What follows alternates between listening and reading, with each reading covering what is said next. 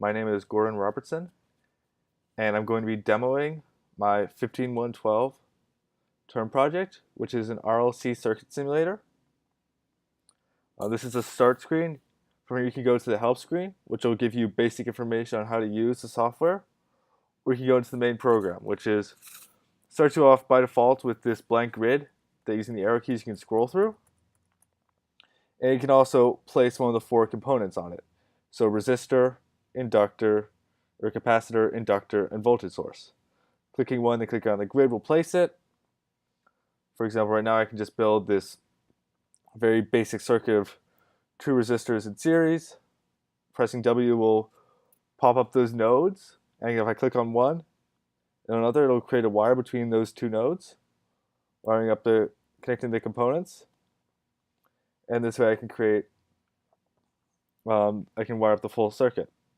If I select a component, it'll turn blue, and I can press space. This will give me information about the component. So for example, here I can see the voltage through, the current through. I can also rename it. So I could call it hello, and give it a value of world. And you'll notice that the voltage and current equations have updated accordingly. And if I exit, it'll show you, it'll be called hello instead of R1. And now say I want to give it a concrete value, like 100 ohms. And then say I want to give R2 a similarly concrete value of 50 ohms. You'll notice it'll update to be like current through will be V1 over 150. It'll actually do that addition and multiplication and compress that to that point. But this is also a kind of boring circuit.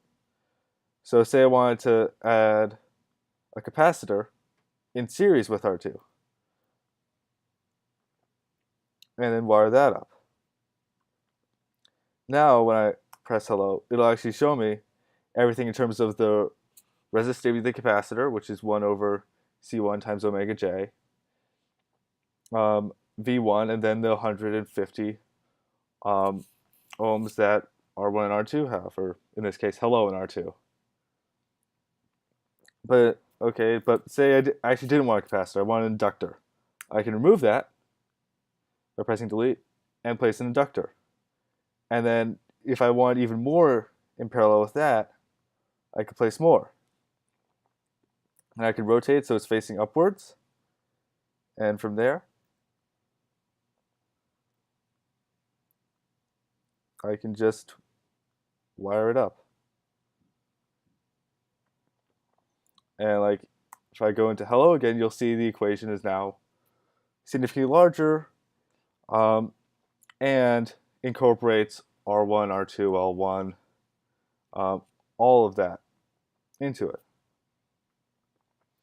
And the way it does this is it will recursively go through all of the components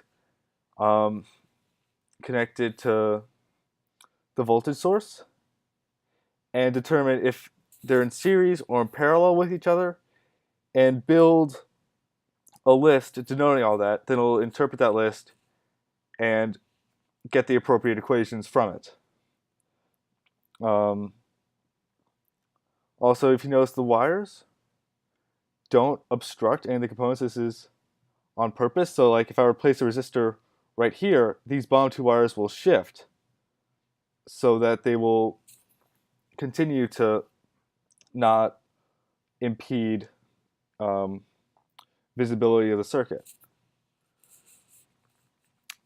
My name is Gordon Robertson. Thank you for your time.